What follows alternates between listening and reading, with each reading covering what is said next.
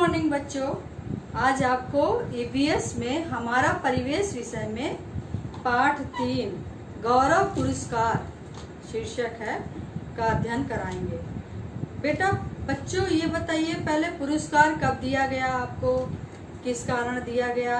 ये तो आपको मालूम है कि हम लोग के विद्यालय में कुछ दिन पहले अभी कार्यक्रम हुआ था, वार्षिक समारोह हुआ था। बड़े धूमधाम से हम सब लोगों ने मिलकर स्कूल को सजाया था, याद है ना?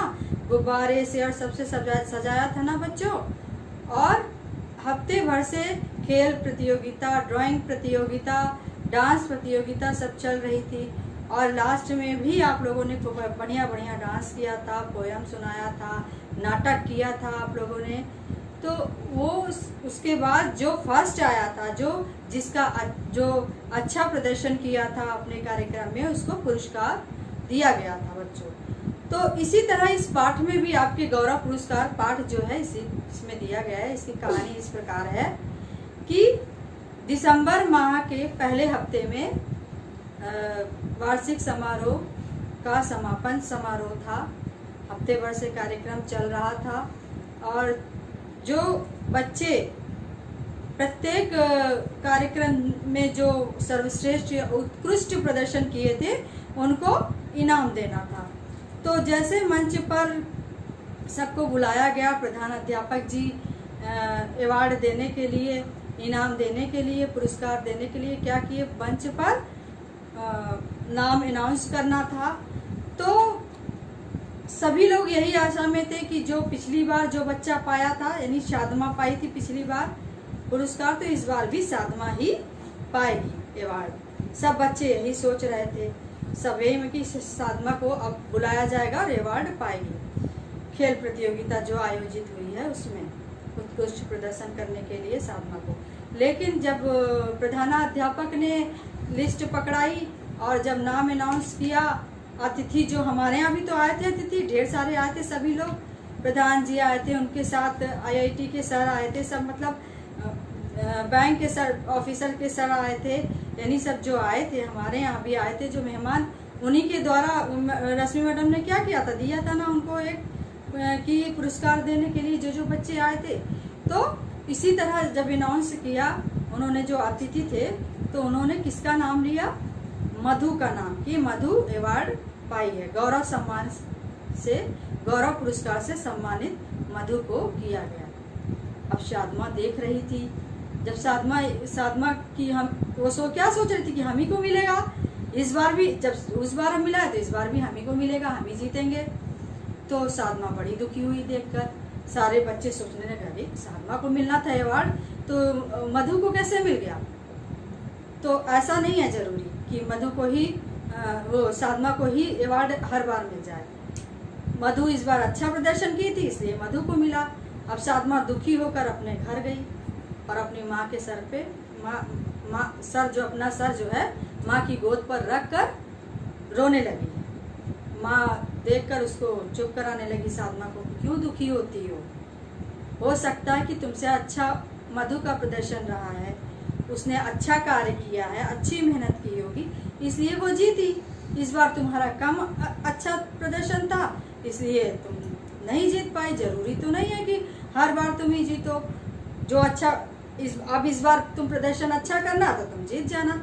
तो वो दुखी होकर माँ से क्या कहने लगी कि मम्मी जो है, हमने तो अच्छा प्रदर्शन किया था, खेल से अपना समय निकाल कर पढ़ाई में लगाया था, तो पढ़ाई में भी तो अच्छे अंक नहीं आए। खेल से समय बचाकर हमने पढ़ाई में ध्यान लगाया, उसमें भी हमारा जो है नहीं आया। तो इसी तरह जो है क्या कहते हैं, साधमा को उसकी माँ ने बहुत समझाया, तब जाके साधमा जो है थोड़ा शांत हुई। फिर साधमा की माँ ने कहा, देखो बेटा, स्वस्थ शरीर के लिए स्वस्थ मन होना चाहिए, यानी स्वस्थ मस्तिष्क में ही स्वस्थ शरीर में ही स्वस्थ मस्तिष्क होता है। यानी जिसका शरीर स्वस्थ रहेगा उसका मन भी स्वस्थ रहेगा बच्चों, समझे? तो साधना कह रही है, अरे ये कैसे जरूरी है कि हमारा शरीर स्वस्थ रहे, हमारा मन स्वस्थ रहेगा तो शरीर भी स्वस्थ रहेगा, ये कैसे जरूरी? तो माँ ने उसको समझाया ये खेलने कूदने से और शरीर स्वस्थ रहता है। अगर खेलने कूदने में हम अपने दिमाग भी तो लगाते हैं।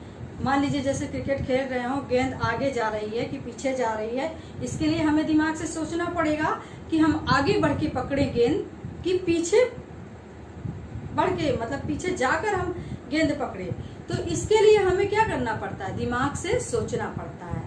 जब हम खेलेंगे, हाथ पैर हमारा चलेगा, हम खेलेंगे तो स्वस्थ रहेंगे। शरीर जब स्वस्थ रहेगा तो मन भी स्वस्थ रहेगा।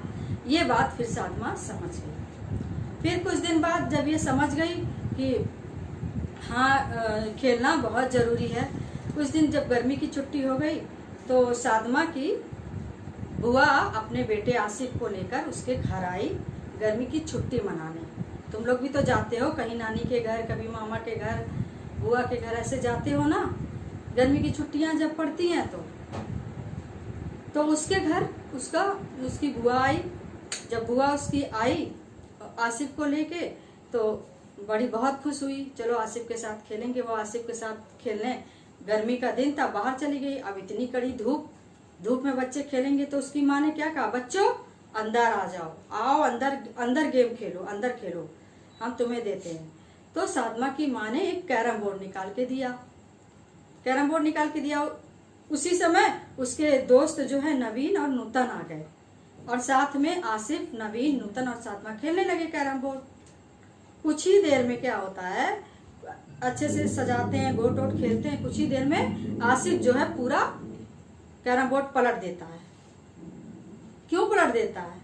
क्योंकि वो हारने वाला रहता है।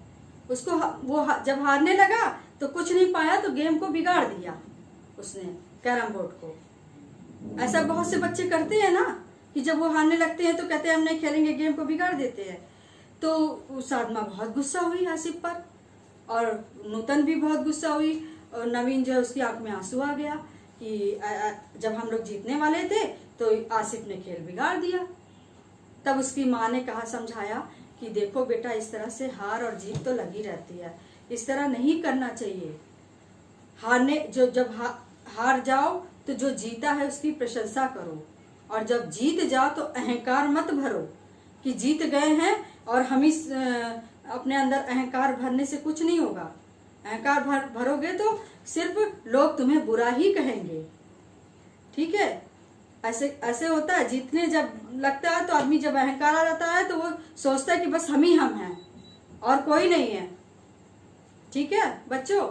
तो अहंकार कभी जीत कर नहीं, जीतने के बाद और सर झुका कर रहना चाहिए कि हाँ जो है हमें और कुछ करना है आगे, और कुछ करना है आगे। ये नहीं कि अहंकार उस अंदर आ जाए। और हारने के बाद भी मायूस नहीं होना चाहिए, हमेशा प्रयास करते रहना चाहिए और जीतने वाला हारने वाले की भी सराहना करे है, और हारने वाला जो है वो भी जीतने वाले की प्रशंसा करे, उसका सम्मान करे। ये है। तो ये हो गया बच्चों।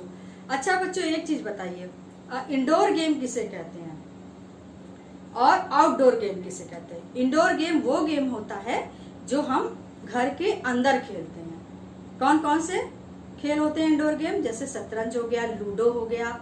अभी तो कोरोना जो बीमारी चली, इसकी वजह से हम लोगों को घर के अंदर ही रहना पड़ रहा है ना, तो हम लोग घर के अंदर ही गेम खेल रहे हैं, लूडो खेल रहे हैं, कैरम खेल रहे हैं। और पढ़ाई में भी बहुत सारे गेम होते हैं, है ना, लिख कर हम लोग बना लेते हैं। व्यापार वाला जो एक खेल होता है ऐसे आता है, उसको बहुत से ऐसे गेम है जो हम लोग बच्चों के पास है और बच्चे खेलते हैं। तो बच्चे, ये हो गया इंडोर गेम। आउटडोर गेम वो गेम होता है जो बाहर खेले जा सकते हैं, जैसे क्रिकेट हो गया और वॉलीबॉल हो गया, ठीक है, बास्केटबॉल हो गया। ये सब क्या है, बाहर में खेलते हैं, ठीक। तो बच्चों, इस तरह जो बाहर जो गेम खेले जाते हैं वो शुद्ध वातावरण मिलता है हम लोग को, वो ज्यादा अच्छा रहता है। लेकिन अभी इस समय चूंकि बीमारी इतनी वैसी है तो हम बाहर नहीं निकल सकते, तो हम छत पर, अपने घर के छत पर जाकर कुछ गेम अच्छे जो खेल सकते हैं, ठीक है। तो बच्चों, इस तरह खेल की भावना से खेलनी चाहिए। और खेल भावना से खेलना चाहिए कभी जो है लड़ाई झगड़ा नहीं करना चाहिए बच्चों खेल में। और जब हार जाओ तो गुस्से में नहीं हो जाओ, लड़ाई झगड़ा नहीं करो। तो खेल की भावना से खेलनी चाहिए। खेलने से बहुत कुछ ज्ञान भी होता है ना। और बच्चों हमारे देश में देखो हर गेम, हर खेल में लड़के भी भाग ले रहे, लड़कियां भी बराबर से भाग ले रही हैं। यानी खेल बटा नहीं है कि लड़के ये खेल खेलेंगे तो लड़कियां नहीं खेलेंगी। लड़के लड़कियां दोनों अपने देश का नाम रोशन कर रहे हैं, जिसमें से साइना नेहवाल बैडमिंटन खिलाड़ी हैं और अंजू बॉबी जॉर्ज लंबी कूद की खिलाड़ी हैं। लंबी कूद में अंतर्राष्ट्रीय स्तर पर उन्होंने नाम रोशन किया है। और जो है सानिया मिर्जा टेनिस की खिलाड़ी हैं अंतर्राष्ट्रीय स्तर पर। विराट कोहली क्रिकेट के हैं। सरदार सिंह हॉकी के हैं। तो बहुत से ऐसे खिलाड़ी हैं जो कि बुला चौधरी तैराकी में हैं। तैराकी में उन्होंने अंतर्राष्ट्रीय स्तर पर उपलब्धि पाई है। तो हमारे देश में बहुत से ऐसे खिलाड़ी हैं। सचिन है, सचिन तेंदुलकर है और विराट कोहली है, धोनी है। ये क्रिकेट में हमारे देश का नाम रोशन किए हैं। तो ऐसे बहुत से खिलाड़ी हैं जो हमारे देश को अंतर्राष्ट्रीय स्तर पर पहचान